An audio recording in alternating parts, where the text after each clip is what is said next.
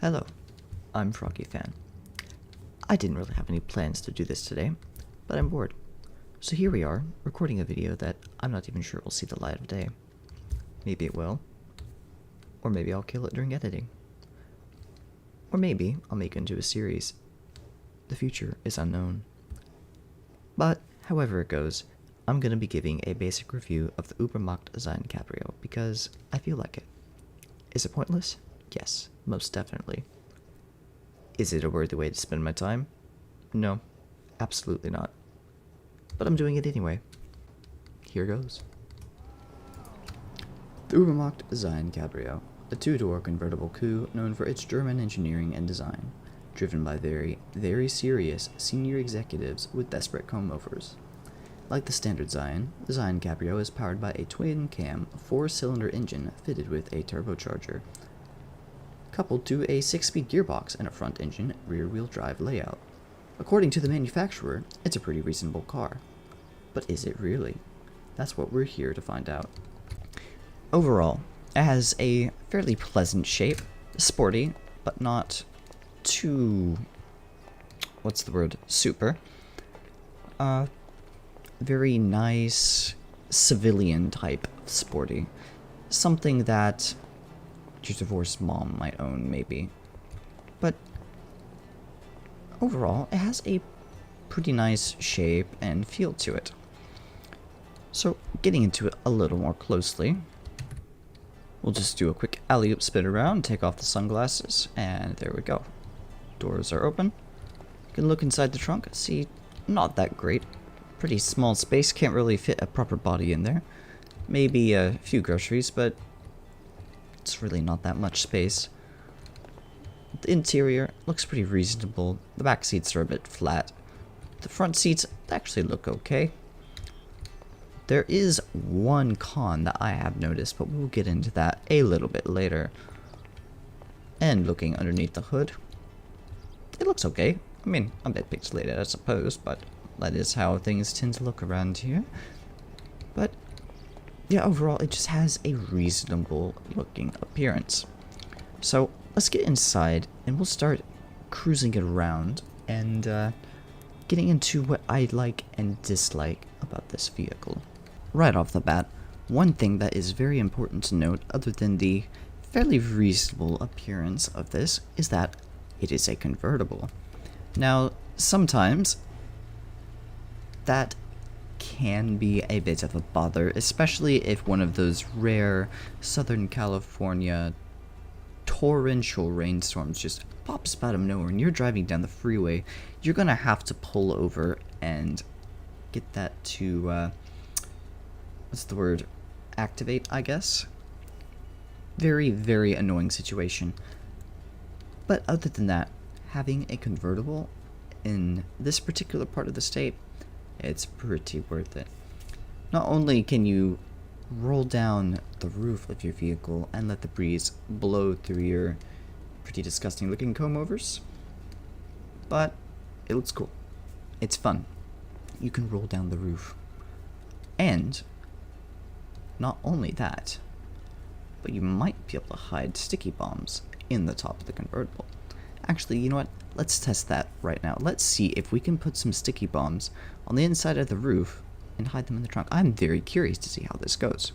So, let's get to that. Actually, you know what? I suppose it might be helpful if I was in the vehicle, so I can actually lower the drop top. Alright, so just like that. Pull up my sticky bombs here. Where are they at?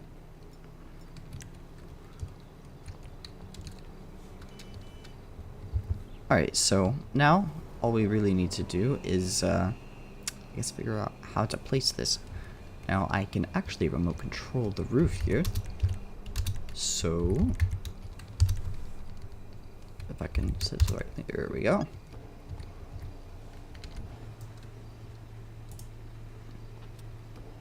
Did it stick?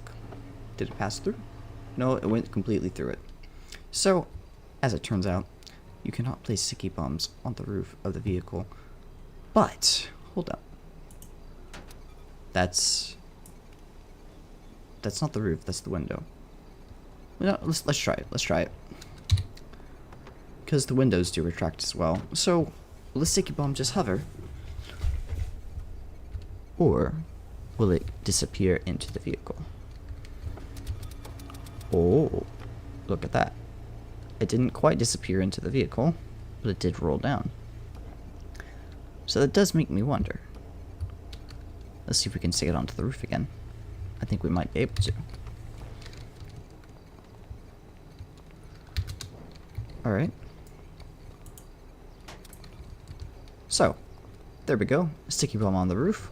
Let's get inside and see if it retracts.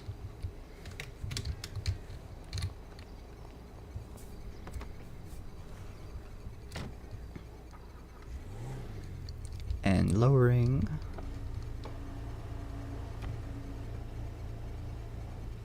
And no, it unfortunately does not go into the vehicle.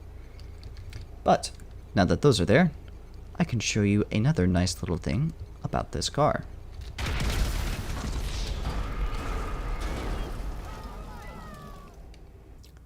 Well, that was not the button I wanted to press. But at least it only cost $812 to call it back from Moore's Mutual, so it works out. Here we are outside of LS Customs, and before we truly drive off, I just wanted to showcase one last incredibly important thing.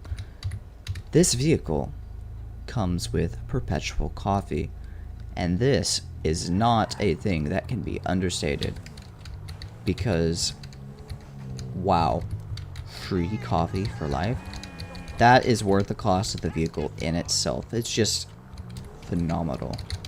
So you could just look at this as a very, very expensive coffee machine, but at the same time, it's kind of not a coffee machine, because the coffee never disappears. It stays forever. It's always there. The cup is always full, no matter what.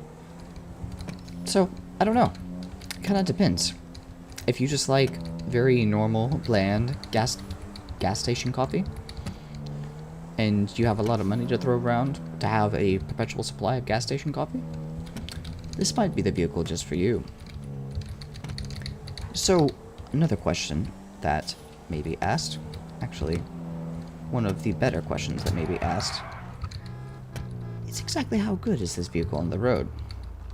Well, going from the vehicle speedometer, how long does it take to get from 0 to 60? That is a very good question. And let's find out. This is with a turbocharger with all the engine upgrades, and it takes about 8 seconds. Just, I'd say about 8.1 seconds to get from 0 to 60 with a turbocharger with a full engine build installed in the vehicle and a fully customized transmission, which is alright. But there is one thing I have noticed, and it is that sometimes, when you are in first gear, the vehicle will kind of get hung up on that gear for a minute, and it takes forever to accelerate out of that first gear. The other ones, it cycles through reasonably enough, but first gear, it kind of sucks. So 8.3 seconds to get from 0 to 60 has a top speed of about 110 or so, give or take a few miles per hour. What about the rest of it? Well, it brakes pretty well, has good handling at speed. Overall, I am pretty impressed with that. So, as you can see here, we can turn quite a lot, and it takes a bit for us to lose traction. Obviously, going over some curbs, hitting some signs will definitely cause us to do that. But it's very difficult to oversteer this vehicle and completely lose control. Well, that was a little bit awkward. But now that that's out of the way, let's continue on to the freeway. So, it's got some pretty good steering. It makes it nice to weave through some traffic. It's not the skinniest of vehicles, but it's not the widest either. So it's alright for weaving. It's that steering that really makes it excel. And if for some reason you come up to a traffic jam that you really shouldn't be driving through, well, what am I saying? This happens all the time in Los Santos. You've actually got pretty good brakes. So if you're going at 100 miles an hour and you come across somebody that you suddenly can't avoid, you can slow down really quickly. And that is an incredibly helpful feature. Good handling, respectable top speed, good brakes, perpetual coffee. So, what's the catch? What makes this vehicle not so great? Well, other than that poor acceleration in first gear, which you really kind of haven't seen yet, if you oversteer a drift, it is hard to recover it.